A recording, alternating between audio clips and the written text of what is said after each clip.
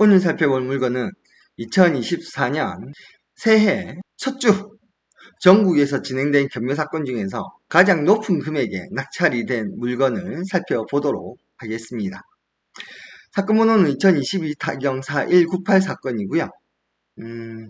물건 번호 1번이 되겠습니다. 2024년 1월 4일날 입찰이 진행이 됐었는데요. 부산시 영도구 동삼동에 소재한 S병원이 되겠습니다. 병원 건물이죠. 메디컬 센터인데요. 그래서 토지 면적이 400평 정도 되고 건물 면적이 2300평 정도 되는 꽤 규모가 있는 그런 건물이 되겠습니다. 감정가가 169억이었는데 3번이나 유찰이 되어서 최저가가 86억 정도 됐었고요. 입찰자가 2명이었는데 한 명은 최저가에서 40만원, 달랑 40만원 정도 더 적었습니다. 거의 100억에 가까운 물건을 40만원만 더 적어서 날로 먹으려고 했다가 결국 먹지 못하게 됐고요. 낙찰자는 앞전 금액을 넘겨서 110억에 낙찰을 받았습니다. 그런데 낙찰자가 유동화 회사거든요. HF32JA 유동화 회사라는 곳에서 낙찰 받았는데요. 이 유동화 회사는 처음에 경매 신청한 채권자로부터 경매 신청한 그 채권을 넘겨받은 업체가 되겠습니다. 유동화 회사는 보통 금융기관의 그런 부실 채권들, 이자를 받지 못해서 부실이 난 채권을 취득을 해서 경매 절차를 진행을 하거나 대부업체 등에 매각을 하기도 하는 업체를 말합니다. 유동화 회사라는 것은 채권을 현금화시키는 그런 회사다라고 생각을 하시면 되고요. 이런 유동화 회사는 특수목적법인이라고 부르고요. 그래서 영어로는 SPC라고 얘기를 하기도 합니다. 자, 이 물건에는 임차인이 4명이 있는데 이 임차인들이 대항력이 있냐 없냐 하는 것은 말소 기준 권리보다 사업자 등록을 먼저 했냐 늦게 했냐에 따라서 결정이 됩니다. 자, 그런데 이 말소 기준 권리는 건물 등기부에도 말소 기준 권리가 있고요. 토지 등기부에도 말소 기준 권리가 있거든요. 그런데 이때는 건물 등기부를 기준으로 판단을 하게 되겠습니다. 왜냐하면 건물의 소유권을 취득한 사람이 임대인이 되기 때문에 그런 거죠.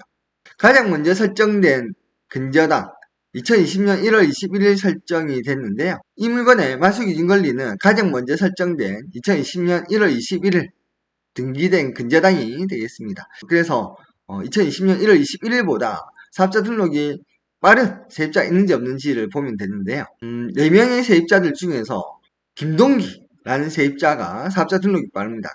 2020년 1월 10일 날 사업자 등록을 했기 때문에 11일이 빠른 거죠. 말소 기준 권리보다.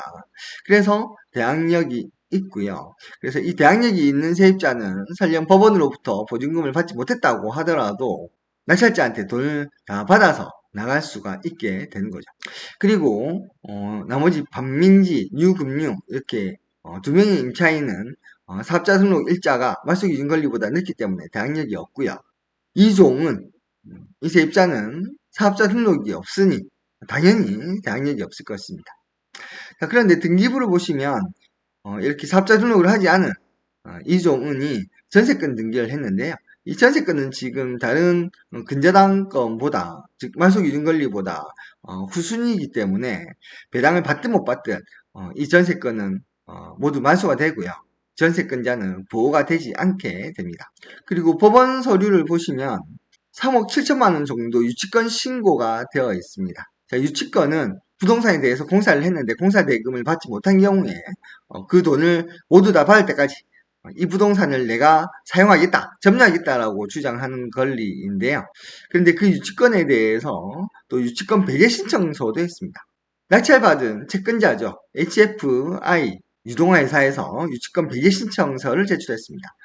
법원에 신고한 유치권은 그 성립 요건을 갖추지 못해서 인정이 안 된다. 그러니까 유치권을 배제해달라. 이렇게 요청을 한 겁니다.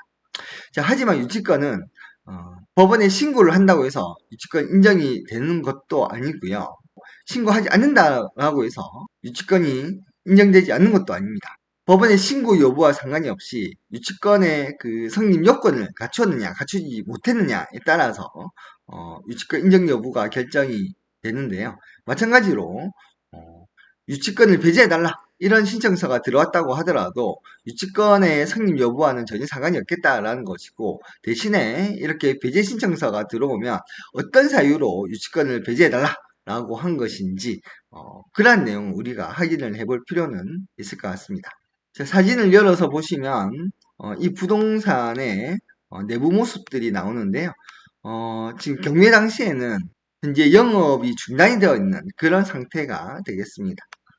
그런데 이 내부 모습 어디에서도 유치권자가 점유하고 있다라는 모습을 볼 수가 없습니다.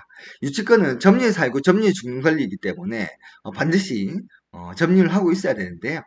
점유를 하고 있지 않는 것 같고, 바로 그런 이유 때문에 채권자도 유치권을 배제해달라 이렇게 요청을 하지 않았나라는 생각이 듭니다.